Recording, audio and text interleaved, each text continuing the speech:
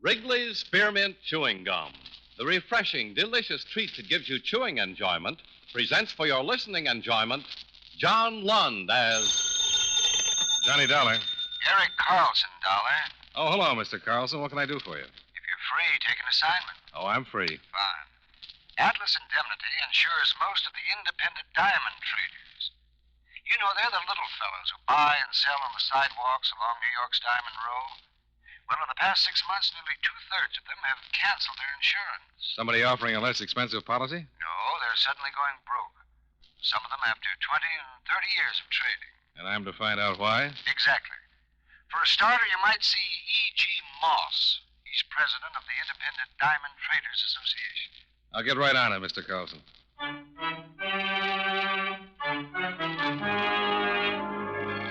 the makers of Wrigley's Spearmint Chewing Gum bring you John Lund in another adventure of the man with the action-packed expense account, America's fabulous freelance insurance investigator. Yours truly, Johnny Dollar.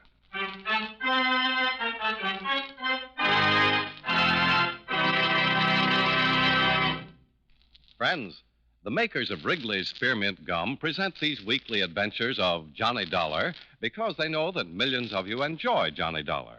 That's true of Wrigley's Spearmint Chewing Gum, too. It's enjoyed by millions, day in and day out.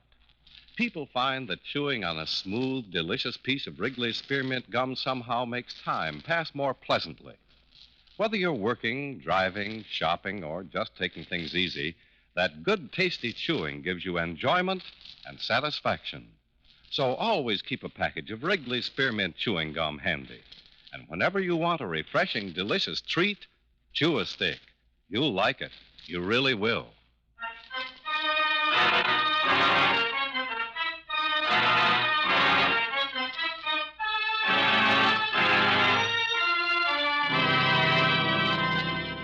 Expense account submitted by Special Investigator Johnny Dollar to Home Office, Atlas Indemnity Company, Hartford, Connecticut. The following is an accounting of expenditures during my investigation of the independent diamond traders matter. Expense account item 1, $21.30, train fare and incidentals between Hartford and New York City. At Grand Central, I phoned the Independent Diamond Traders Association and was told by the secretary that E.G. Moss could see me in half an hour. Outside, the city was being powdered clean and white by a late afternoon snowfall, so I indulged in the luxury of a stroll to the association's 47th Street headquarters. They were on the second floor of a converted brownstone. I was a few minutes early when I entered the dingy, deserted reception room.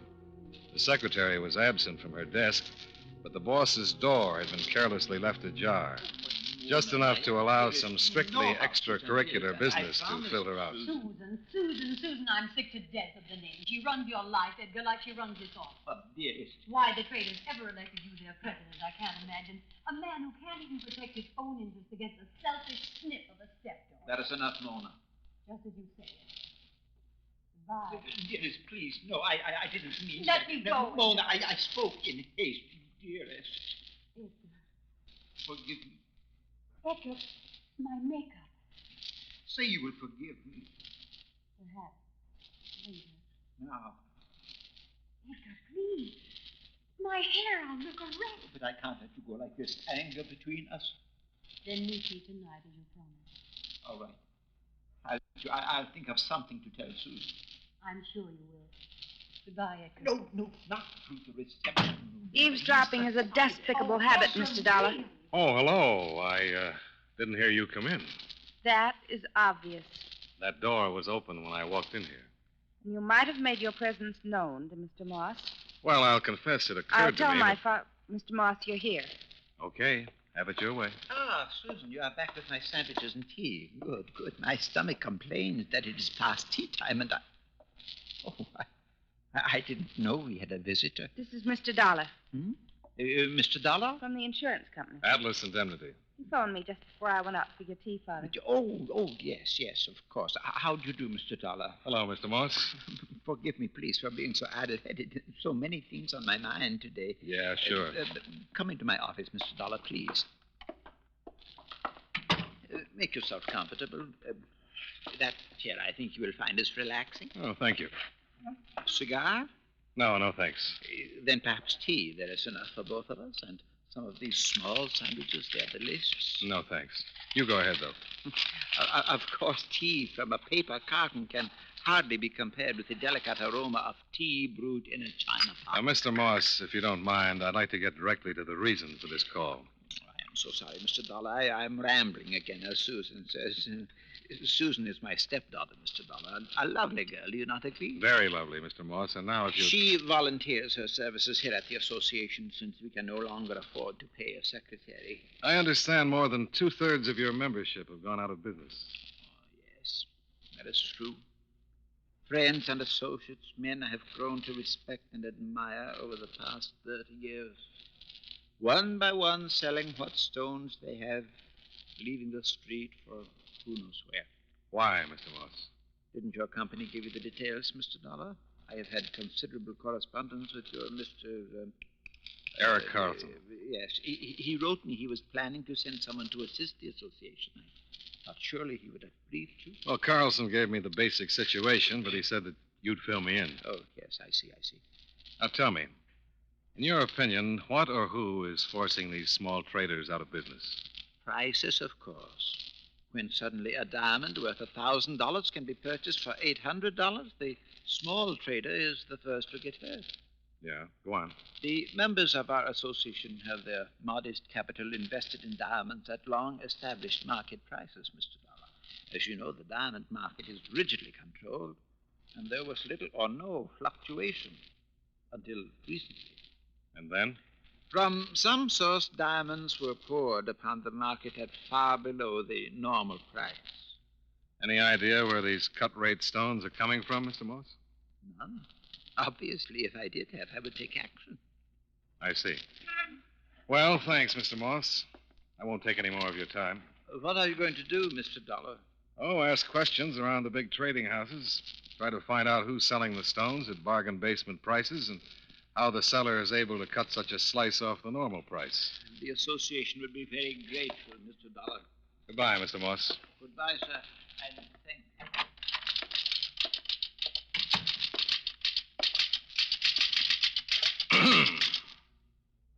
Yes? Any chance of burying the hatchet, Miss Carla? You seem to be very anxious to save face, Mr. Dollar. Look, I said I was sorry. I was listening and you caught me cold.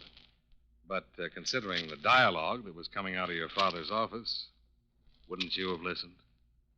Well, I suppose Daddy is a little silly over that woman. And maybe I did leave his door ajar. I accept your apology. Hey, I didn't apologize. I said maybe I left his door ajar. Now who's trying to save face? I didn't apologize. Shall we call it a draw? You're very persuasive, Mr. Dollar. Goodbye, Susan.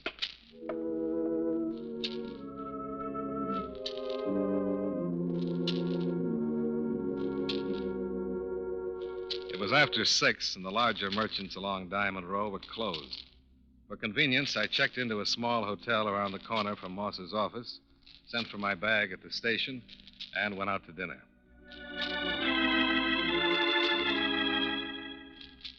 Expense account item 2, $3.05. Note, I don't want this to set a precedent in low dinner tabs. I just wasn't hungry. Well, the charm of the first snowfall had now palled on me, so I bought some papers and returned to the hotel. Oh, yes, sir? 318, please. 380. Oh, Mr. Dollar. Oh, forgive me. I didn't recognize That's all right. you. You've only seen me once before. Well, yes, of course, but that certainly is no excuse. It just seems that lately I... Oh, my. There I go again. There's a package for you. A package? Yes, I have it here. No, that's not it. Oh, yes. Here it is. There you are, sir. Oh, thank you. Were you on duty when this was delivered? Mr. Dollar, with the exception of Wednesdays, I am on duty every day, from 8 in the morning until noon, and from 4 until midnight. And since this is Tuesday, obviously. How about this package? Who delivered it? Well, I'm sorry, Mr. Dollar, but I just can't. Oh, my. I just can't help it. Well, as a matter of fact, I must have dozed off. I found it on the desk about 10 minutes ago. I see. May I have my key, please? 318.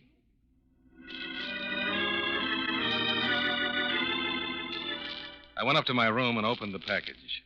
Inside was a card which bore the inscription Mona. And nestling in black velvet, a pair of diamonds. 10 carats each, if my amateur eye was any judge. Johnny Dollar. This is Mona, Mr. Dollar. Mona? Well, I don't quite know what to say. You received the package, I gather. Yeah, I received it. Interested in the contents? Oh, tremendously. I thought you would be, considering your business with Edgar Moss this afternoon. How do you know about that? I'll explain when I see you. Oh? I can help you, Mr. Dollar. How? I happen to know who's flooding the market with cut-rate diamonds. Who? Suppose you meet me tonight at 8 at the Surf and Sand Club. Tell you then. Hello? Hello? Mona.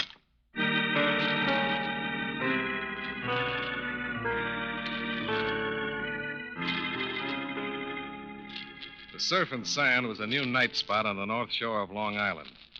I ran up expense account item 3, $6.50, including tip, to square things with a taximeter that had all the symptoms of a doped racehorse. The interior of the club was sleek and candlelit, with aquariums of tropical fish wherever you looked and very few customers to admire them. I decided to wait for my date at the bar.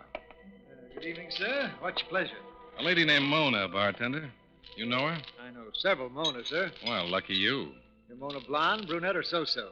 I couldn't say. Blind date? Mm-hmm. And she has a voice that's more than just a voice. What lady named Mona hasn't? A very astute observation. Now, maybe you'd construct me a nice bourbon and... Hey, suddenly the horizon brightens. You mean that redhead standing in the foyer? Very decorative. No hobby for a man with a weak constitution. You know her? Oh, she comes in now and then. Seems to be looking for someone. You know who? I imagine you. What? Her name's Mona. Oh, why didn't you say so sooner?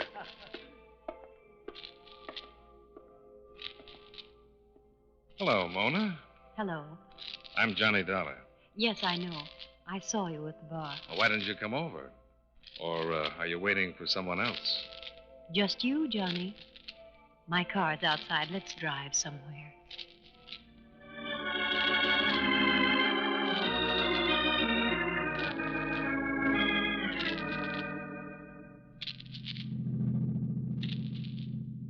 Well, this is my first ride in the Mercedes. Sounds like there's a captive hurricane under the hood. You like my little car, Johnny? Mm-hmm. Tell me, is that speedometer scale optimistic, or can this car really do 120 miles an hour? I don't know. Let's try it. Oh, hey, never mind. I was only curious. Well, I'm curious too, Johnny. Have you lost your mind? Slow down. Why? The highway's deserted. I like to drive fast. Mona. Oh, Johnny. Why did you switch off the ignition? Are you afraid? You bet I'm afraid. Now promise to keep your heel off the accelerator, and I'll turn on the ignition. All right. I'm sorry, Johnny. I acted on impulse. I like to act on impulse. Was it impulse that prompted you to send me those diamonds tonight? No. Or what then? I wanted to arouse your curiosity. Why? Because we hadn't met before. Oh, talk sense, Mona. Well, I just couldn't think of any other way to make certain you'd keep a blind date. And you just happen to have a pair of 10-carat diamonds with RSVP carved on them. I can afford it. Well, a quick look at this car and that sable you're wearing, I'm inclined to believe you can. I like expensive things. Let's talk about cut-rate diamonds.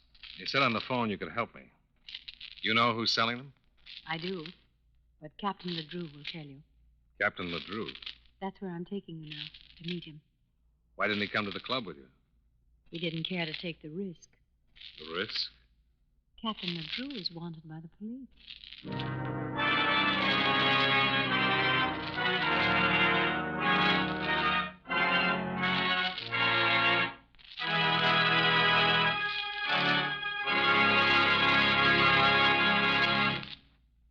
Friends, Wrigley's Spearmint Chewing Gum is a refreshing, delicious treat you can enjoy just about any time. Even when you're busy working, you can slip a stick of Wrigley's spearmint in your mouth and enjoy that pleasant chewing.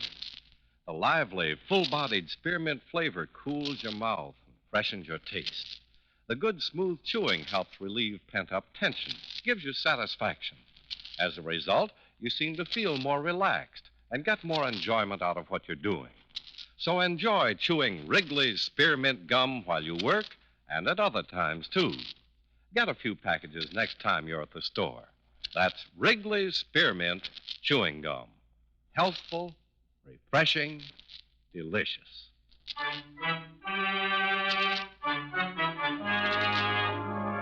Now, with our star, John Lund, we bring you the second act of Yours Truly, Johnny Dollar.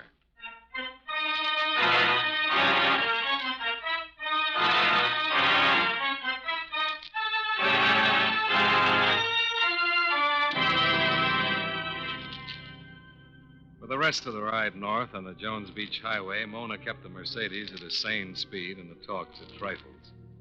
When we finally stopped, it was before a ramshackle beach cottage. He's inside. What took you so long, Mona? I've been waiting an hour. Johnny, Mr. Dollar doesn't like to drive fast, Captain LeDrew. Everything okay? He was alone. No one followed him. Would you mind telling me what this is all about? Sit down, Dollar. Pour him a drink, Mona. I'll skip the drink. Then sit down. I should. I'll come right to the point, Dollar.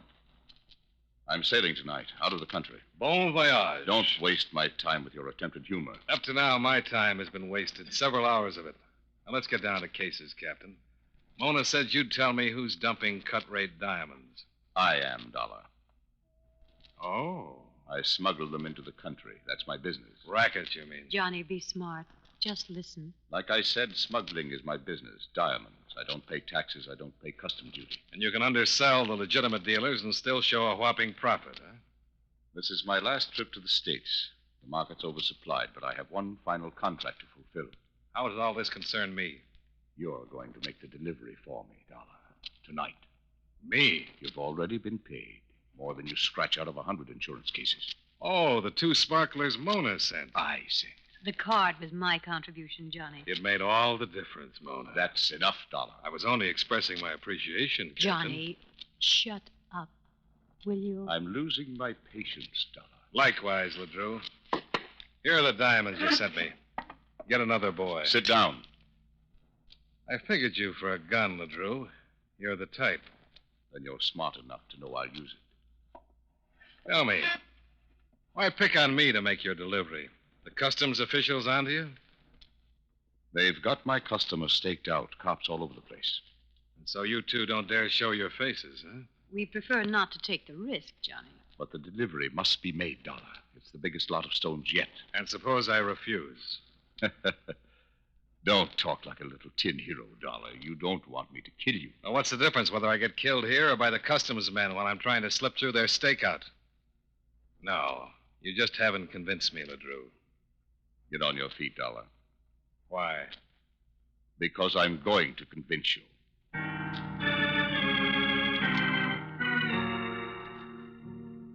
As I got to my feet, I expected LeDrew to start convincing me with the butt of his revolver. But I guessed wrong. He motioned me out the back way and onto a small boat dock. Mona followed. At the end of the dock was a low-slung cabin cruiser. We went below and into a plush carved mahogany lounge.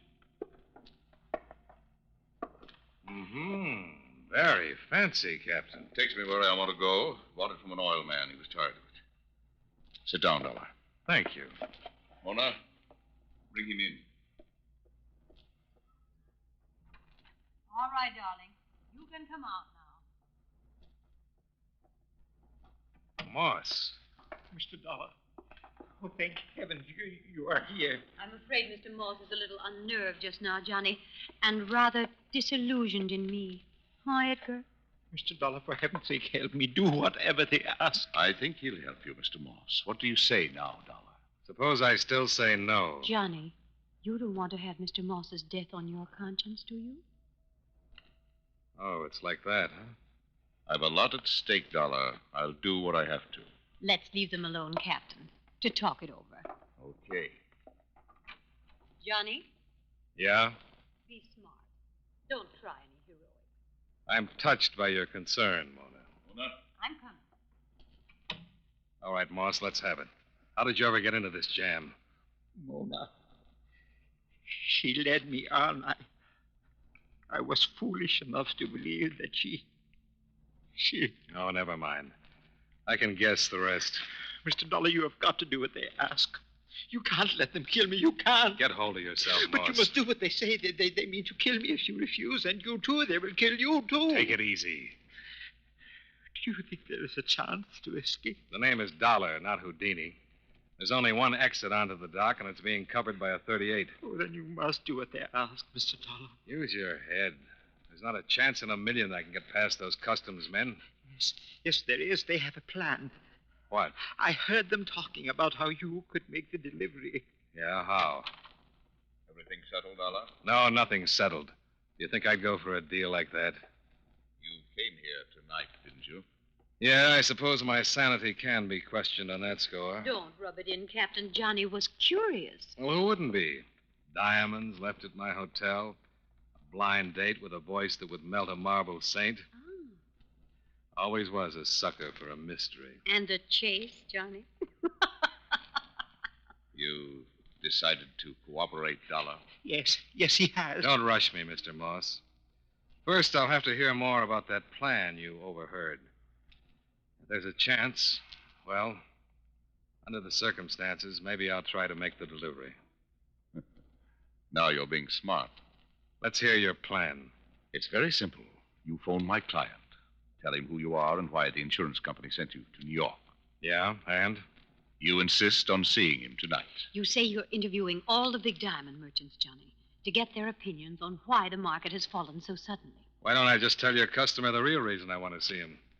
Now you're being wise again, Dollar. Johnny, you know the customs officials will have our client's phone tapped. They'll be listening to every word.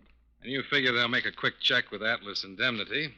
When they learn I was sent down here on legitimate business, they'll let me into your client's place unmolested. That's it, Dollar. Well, I've got to admit it sounds plausible enough. It will work. They won't bother a guy with your reputation. That's why we've had you shadowed since you left your apartment in Hartford. I'm overwhelmed by the honor. Of course, you happened to enter the case at exactly the right moment. Oh, now you've spoiled it, Mona. Here's the envelope I want you to deliver, Dollar. You'll bring back another envelope. Suppose I bring back the police. From topside, I can see the highway for a mile in both directions. I'll put to sea the second I spot anything that remotely resembles a cop. Mr. Moss will sail with us, of course. Mr. Dollar, please don't involve the police, please. Relax, Moss, relax. Okay, LeDrew. You've got yourself a patsy. But what guarantee do I have that Moss and I will be freed when I get back from this job? Why, Johnny, you have the captain's word, of course. Lucky me.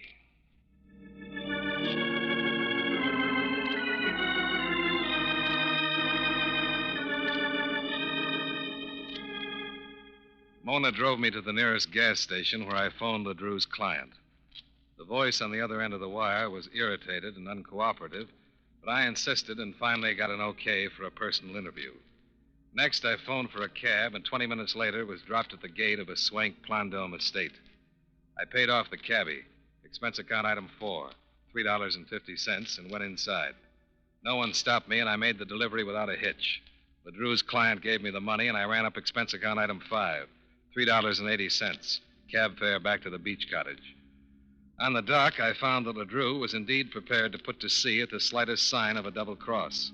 The cruiser was straining on a short bow line, pulled away from the pier by the tide, the engines throbbing. That's far enough, Dollar. Freeze. Hey, take that light out of my eyes. The flashlight in his face. Cover, Dollar. Keep your hands in sight. I didn't bring a gun, if that's what you're looking for. Smart of you. Where's the money? Under a dozen yards of adhesive. I'm papered with it from my waist to my neck. What's the idea? Your client felt there was still danger of my being stopped and searched. All right, get aboard. I'd rather be unwrapped in the cottage. Get aboard. Easy on the spine with that gun, will you? Move.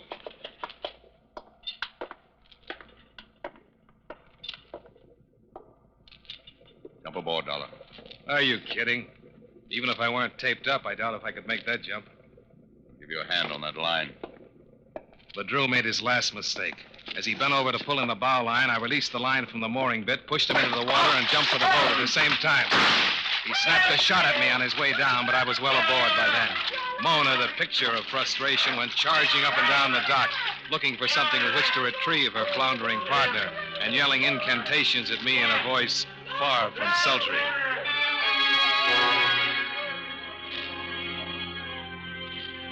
I went into the wheelhouse, set the wheel to drip for what I judged to be the center of the bay, and was turning for the door when... Relax, Mr. Dollar.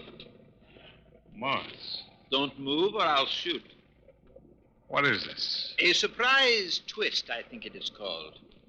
You see, LeDrew, Mona, and I are associates. And I'm a prize sap. Oh, don't be too hard on yourself, Mr. Dollar. I thought I was very convincing as the deceived suitor, the frightened hostage. You fooled me, Moss. The deception was necessary to enlist your cooperation. We knew you could never be hired to make that delivery, Mr. Dollar, your professional ethics being what they are. So you staged that little lover spat I overheard in your office this afternoon, huh? Mona thought it would quicken your interest, make my supposed betrayal more plausible. What about your stepdaughter? She mixed up in this business, too? Susan knows nothing about any of this. Keep away, Dollar. You better make the first shot count, Moss.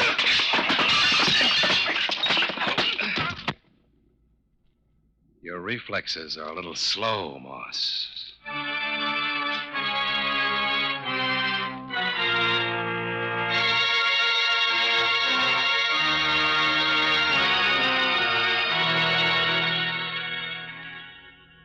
I used the ship's radio telephone to contact the police. In that Mercedes, Mona and LeDrew weren't hard to find. The rest you've already read in the papers, Mr. Carlson. Moss, LeDrew, and Mona will be out of circulation for a long time.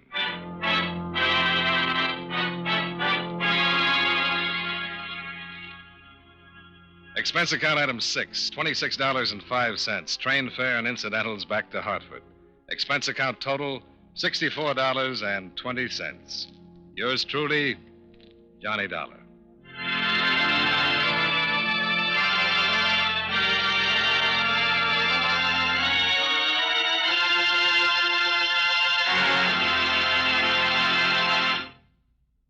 Remember, friends, Wrigley's Spearmint Chewing Gum is a refreshing, delicious treat you can enjoy just about any time. Chew a few sticks of Wrigley's Spearmint during the day and see how the good chewing helps keep you feeling fresh and alert. The lively, full-bodied flavor of Wrigley's Spearmint Gum cools your mouth, freshens your taste, and sweetens your breath. The chewing itself gives you a nice little boost, helps you keep going at your best. Millions of people get real chewing enjoyment out of Wrigley's Spearmint Gum every day, and we know that you'll enjoy it, too. Get a few packages and always keep some handy. That's Wrigley's Spearmint Chewing Gum. Healthful, refreshing, delicious.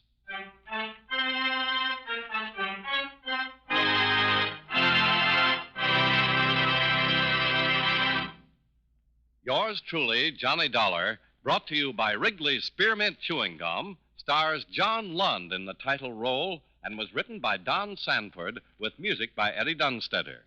Featured in tonight's cast were Howard McNear, Parley Bear, Jeanette Nolan, Virginia Gregg, Dick Ryan, and John McIntyre. Yours truly, Johnny Dollar, is produced and directed by Jaime Del Valle.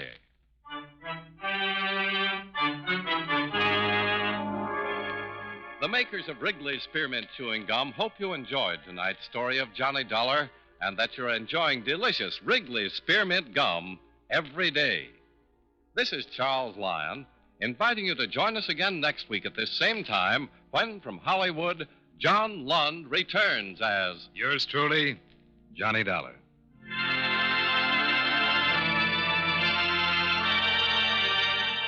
This is the CBS Radio Network.